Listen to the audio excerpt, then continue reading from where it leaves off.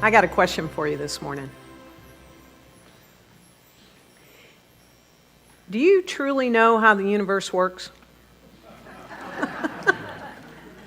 Hey, when you came into this universe, were you given an instruction manual?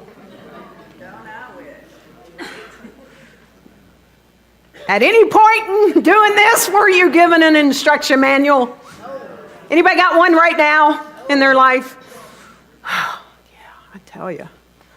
Well, that's actually what we're doing all 4 Sundays of this month, is we're wanting to give you some good parts of this instruction manual so that we know how to move in life, how to be in life. Because there are many times whatever circumstance, situation, condition, whatever, right? It's like, now what do I do? Let's say you decided that you wanted to go have a great fun weekend in New York City. You wanted to go see a couple of Broadway plays, have an awesome meal, see whatever sights you want to see, Lady Liberty, whatever, right? You're so excited. You've bought your ticket, your plane ticket. You're ready to go. You've packed your bags. You've got driven to the airport. Love Field or DFW, it doesn't matter. They both go there, don't they? You get on the plane.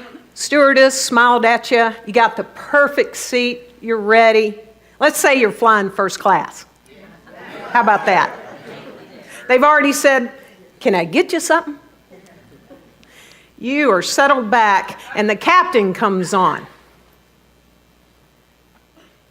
And it's me.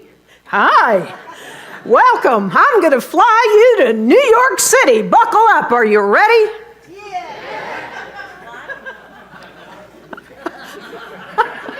Yeah. I have never taken a flight lesson in my life. How are you feeling in that moment? Do you want to stay on that plane? I don't.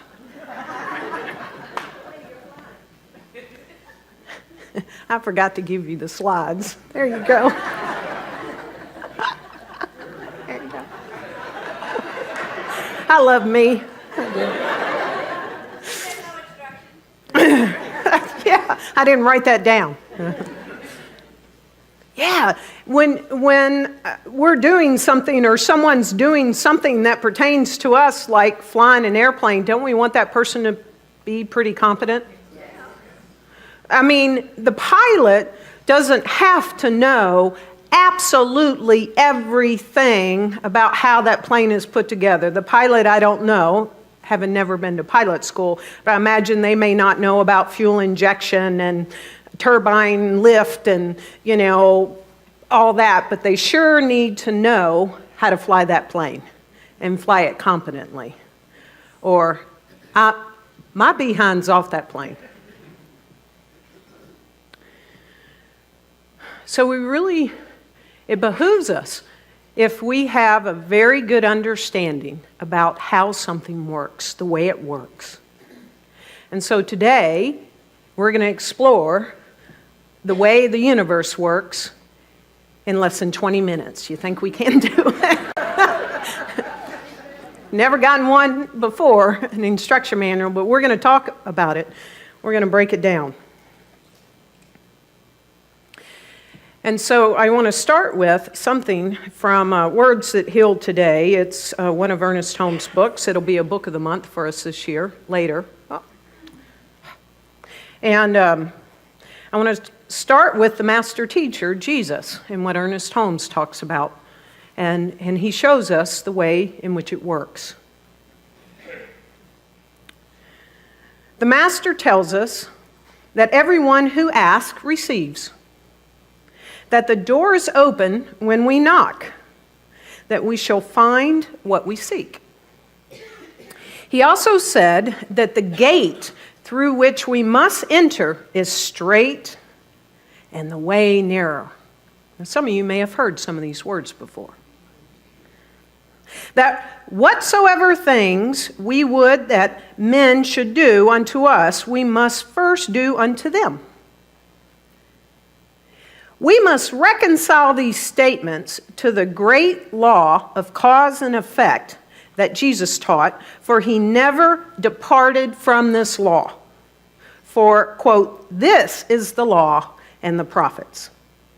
The gate to which he referred is the same gate that stood in front of the Temple of Solomon.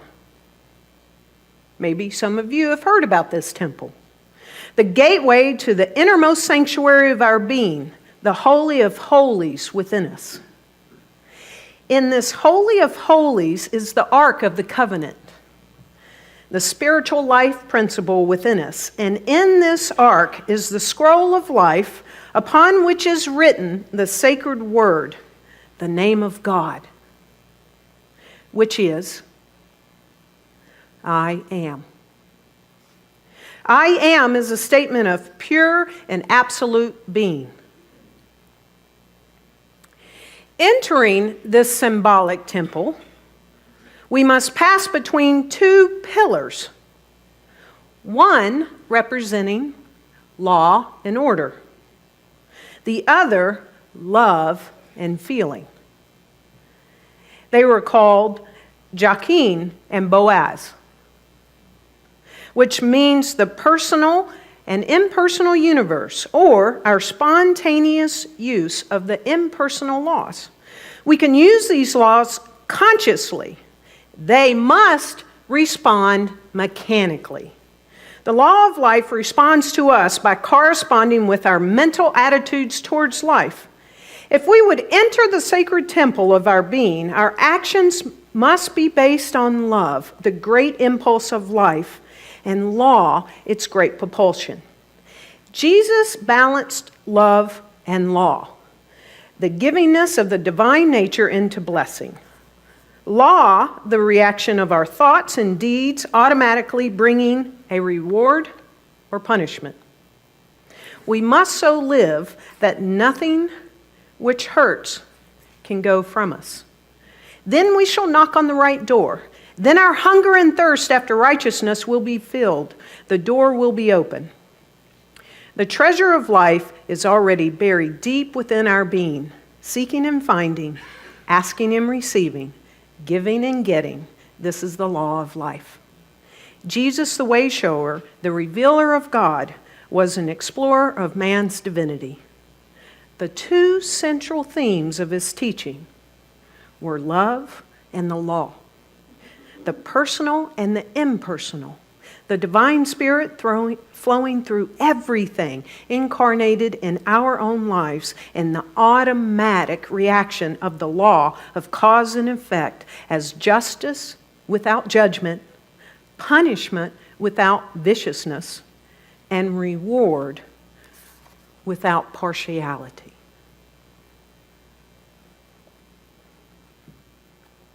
That's a mouthful. Did y'all get all that? That was your instruction manual.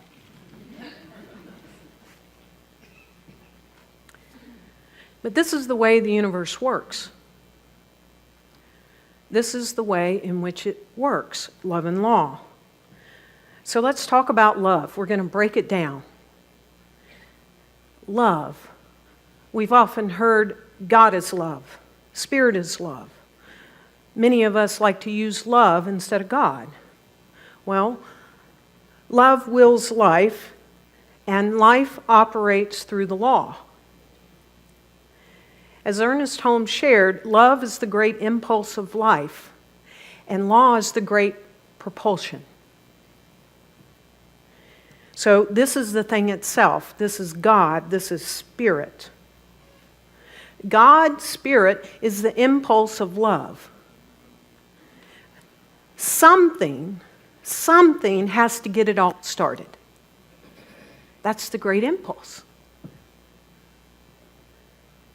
There has to be an impulse to become.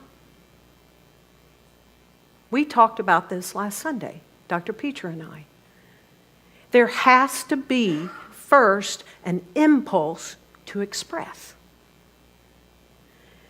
And the impulse of life, by its very definition, is more expression.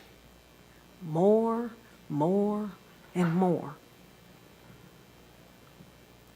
So spirit is this movement in consciousness. That's what spirit is. In Genesis, God said, "Let there be light." God, there was spirit, love was this impulse, and then the impulse said, "Light. I want light. Let there be light." And what happened? There was light.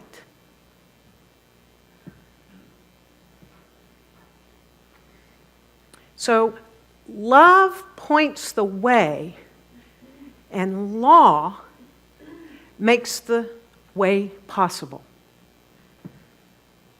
It's the pillars. So, what is this thing called law? I remember 11 years ago, I was very confused. Anybody still confused about this thing called the universal law? Good. Everybody else, you get a refresher. Because you know exactly how it works and you work it all the time, don't you? It's good to have a refresher. So, law takes this impress. It takes this impress. And the law is what makes it happen. That's what makes it happen. Whatever the impress is, it expresses it into form. It's the thing that makes the creation. So this impulse is received by the universal law, and it does its thing. How? I don't know. I don't have to know every single spot and how the airplane works.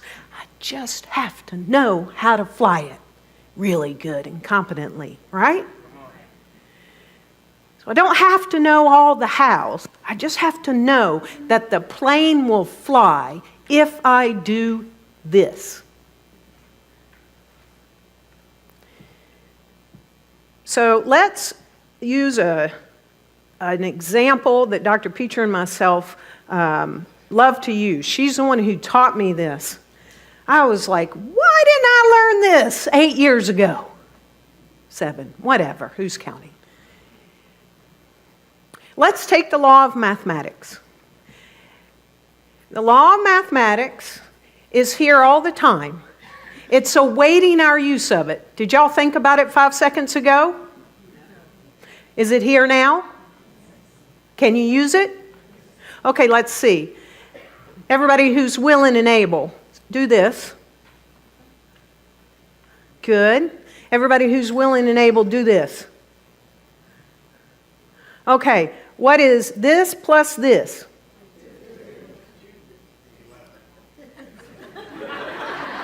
Jim Barong, there's one in every crowd. This, 1 plus 1 equals? 2. Yeah, peace, brother. Okay, 1 plus, now, I want to see. When I say go, I want you to lift them up. Go! Look around. Keep them up. Did the law of mathematics say, well, oh no, there's 152 in here. I can't go to 153. Stop. Did it? Okay. Anybody other than if you were at choice, do it again. Was anybody left out? Unless you decided to be left out, right? Not use it. Okay. Did it happen everywhere in that moment? Could it happen everywhere right now in this entire cosmos? Okay. Did it say to anyone, did it say to Michelle Deese, you can't use it? Everybody but her? She wore blue today, she's out. No. You can't use up the law of mathematics, can you? Can't use it up.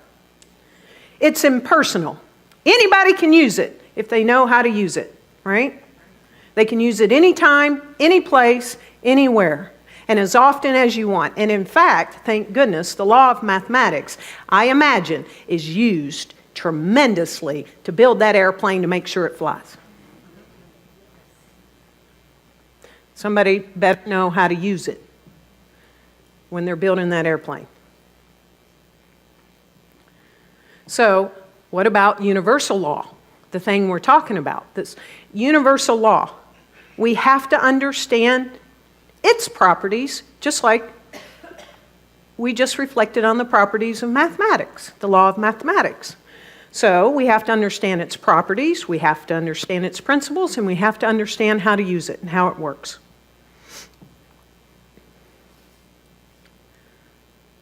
Ernest Holmes tells us, universal principles are never respecters of persons. I want you to hear that. Let that sink in. Universal principles are never respecter of persons. The universe has no favorites. Therefore it is written, and let him that is athirst come, and whoever will, let him take the water of life freely. That's from Revelations. We get to take the water of life freely. We get to use this thing called the universal law freely. And so very similar to the law of mathematics, we have properties of this thing called the universal law.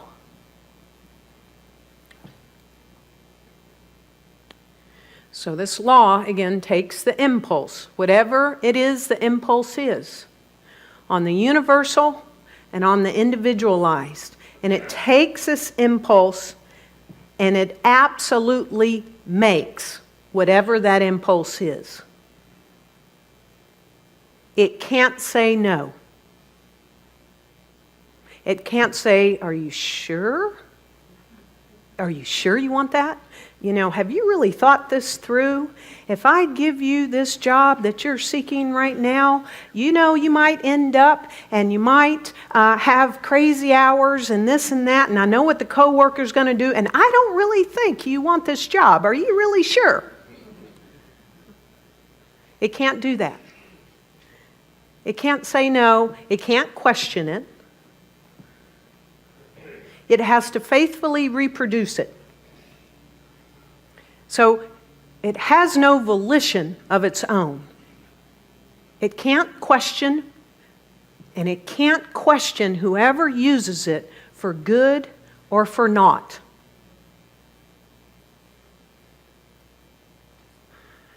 All the time in foundations we're like, well, how could if God is love, how could Hitler have happened?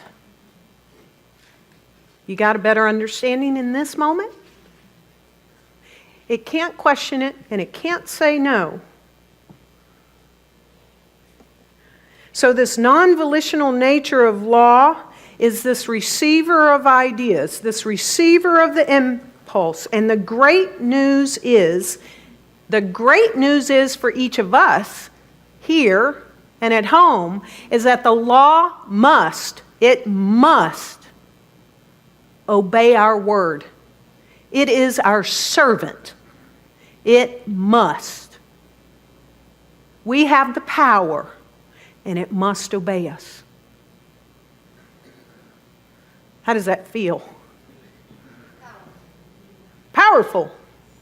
Okay. So it's automatic. It's automatic. It's going to produce it, whether it's good or it's bad. Let's take another example. I was talking to Doreen this week, and she was saying, we were talking about what our Joy Village is learning today. They're learning this right now. And I said, I think of the law like we are all gifted with magic beans. We're Jack and Jill's. Jill, you got your magic beans. We all have magic beans. And whatever we want that is already fulfilled in that bean, we plant it. That's why in the teaching symbol, we sometimes, instead of spirit, soul, and body, we say seed, soil, plant. Okay? So we take our magic bean and we plant it in the soil. Isn't it amazing that everywhere on this earth, it is the same stuff. It's the same goo in the physical form as we are around it all the time, every single day of our lives, this thing called soil, dirt, right? And no matter what specifically we put into it, doesn't it must specifically bring it back? It doesn't matter what continent we're on. It doesn't matter, providing the climate and all that. Yes, yes, yes, I know. But when we put in the tomato seed, we get what? Yay. If we put in a cucumber, what do we get? Cucumber. If we put in liver, what do we get? Y'all were listening. But imagine this, that's the great news. We've got a magic bean that we get to put in there, and it must respond, and it must produce whatever we put in that soil. And it can't say no. And no one is left out. Every single individualized expression of the thing itself has unlimited, that's limitless magic beans. It's like a magic pocket. By the way, I do this with money a lot. I know that I have a magic pocket. Anytime I reach in, there it is. Anytime I reach in, there it is. So anytime we want any creative idea, we ourselves have an impulse. We plant it, and the law must produce it. Now, who are gardeners in here and has ever planted anything? Is there anybody here that once you planted it, 7 days later, you started digging around and dug it up to see how it was doing? Bert, there's always one. There's always one. We don't do that, do we? Because why? We trust, we know, we believe, we have faith that when that is planted, it produces. So this is how I invite us to take up the magic beans from now on. Ernest Holmes tells us that experience has taught us that the subjective tendency of this intelligent law, this law that is subject, this subjective tendency of this intelligent law of creative force may consciously be directed and definitely used.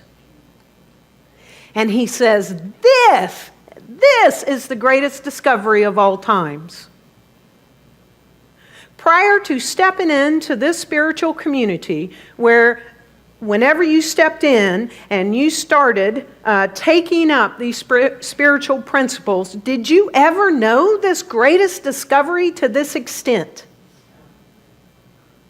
How many people didn't? Look around. I'd say we're transforming lives. This is the greatest discovery for each of us when we know for ourselves that we can direct it consciously. And it must produce.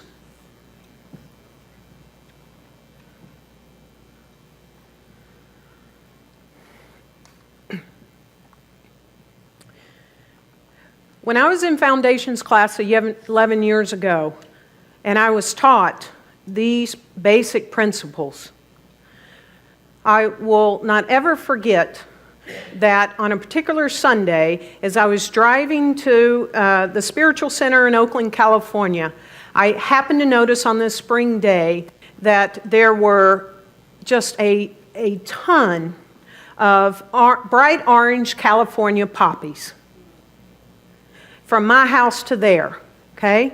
There were so many poppies, and I started coveting those poppies on the drive. And when I got to the parking lot of Oakland Center for Spiritual Living, I noticed they were all in the back parking lot too. So after service, I went back there, and I just stood there, and I got this I immersed myself in the mental image of this field of California poppies. Now, it's a sacred wildflower in California, so you can't pull them up. So I didn't. I hear you can get arrested. But when I got home after that, I had a 100-foot garden. A 100-foot garden. And it was a slope garden. And the woman that lived there before I bought the house, she was a gardener, and it was a beautiful English garden with foxgloves and, oh, you name it. It was just gorgeous. But there was one thing that wasn't in that garden, nor anywhere in our neighborhood. Orange California poppies. They were everywhere else, but not there. I stood on a railroad tie, and I did a spiritual mind treatment, what we call affirmative prayer. And I did an affirmative prayer for the manifestation of California poppies in my garden. And I let it go, and I didn't think about it again. I kid you not, they were probably there for many months before I even recognized it, but on a particular day, almost a year later, I was standing on that same railroad tie, and I looked out into my garden, and there were orange California poppies everywhere. I never planted them. I did here. Well, I did here. I did here. But I didn't physically put a seed or plant in that. I don't know, and none of my neighbors still had them.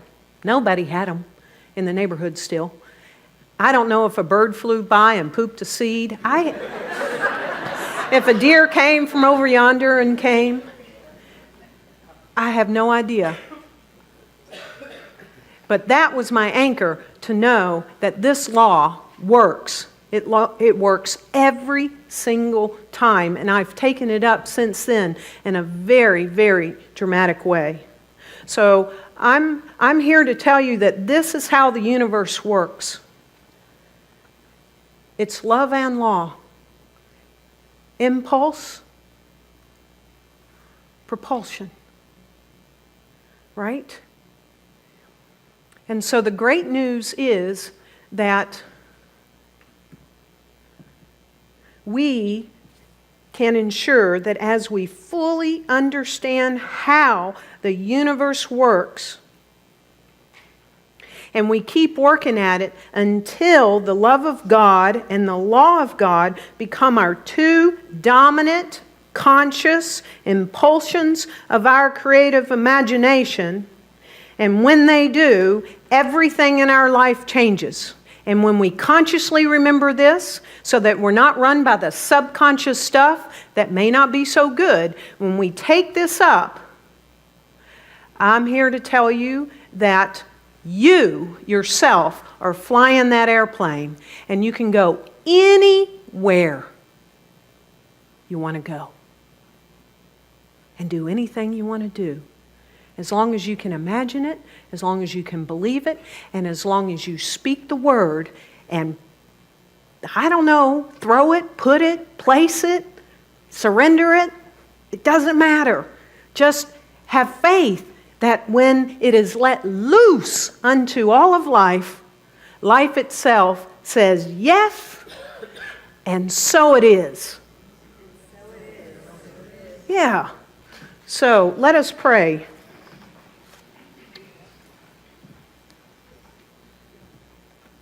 So in this moment, I want you to bring something, an impulse that's in your life for yourself or for beyond yourself. And just like I stood on that railroad tie, see it clearly, feel it fully, know that it's right here, right now. Bring it fully into your consciousness. This great impulse, this universal life, this spirit, this God, the thing itself, and this individualized expression known as you. and hold it. Don't let it go till I tell you to.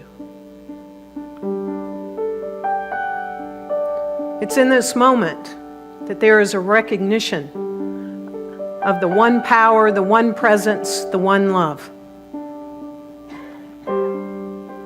That which is fully, forever and ever, unabashedly giving of itself, gives that impulse so that it can have an experience, so that it can experience the grandeur and the glory of this creative impulse. It's what starts it all and moves it into form. I know that this one life, this one love, is a life of peace, of love, of creativity, of beauty, of compassion. This one life is one thing. And as I know that this one life is, I know that I am that I am. And as I know that I am, I know that every single person in the sound of my voice, no matter where they are, they each are too. There's only one thing happening in this great whole multitude of life. And so by the power and the authority of the one mind, the Christ consciousness, that which is, I speak the word for every single person, every single individualized expression of the one, that impulse that is being held right here and right now, fully, completely. And I know that this impulse through the universal law is brought forth into full manifestation right here, right now. Just as a plane can take off that weighs goodness knows how many pounds. This word, this holding of this impulse takes flight. It's brought to life now. I add the impulse of this is a world that works for everyone, where all beings, all creatures, all physical matter, manifestations of the one, are free to be themselves at their fullest and highest potential. I know that everything that they need is placed before them, for there is more than enough for all. The shelves are overstocked with life and possibilities. This is what I know on this day. And so knowing this, knowing that the law works, I let it loose. I let it go. All of the impulses in this universal soil of life not only takes root, but it's made in its fullness expression. And so I just revel in the glory of how this thing works, this universe works, this life works. And I'm grateful to know that we now know how it works and put it to use for good in all our lives. I let it be, and so it is. I hope you love watching these as much as we love sharing them with you. And to help us spread the message and to keep this going, please donate. You can text. You'll find the number on your screen. You can go find Easy Tithe as an app and find CSL Dallas. Or you can come to our website, CSLDallas.org/give, and donate there. And while you're there, check us out. And when you're in Dallas, come visit. We want you to be part of our community. And we love having you here.